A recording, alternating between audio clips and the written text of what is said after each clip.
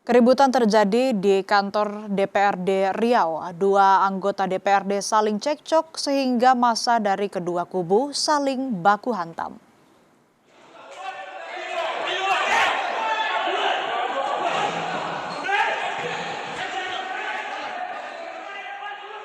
Keributan terjadi saat berlangsungnya rapat banggar di gedung DPRD Riau pada Kamis siang.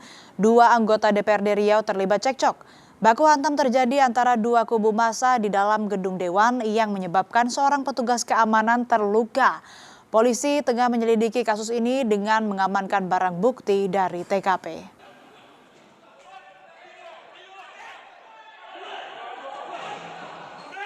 Tadi kami mendapat laporan adanya keributan di lokasi. Saat sudah tiba di lokasi, situasi sudah kondusif.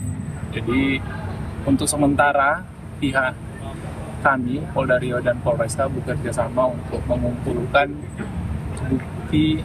bukti rekaman maupun CCTV yang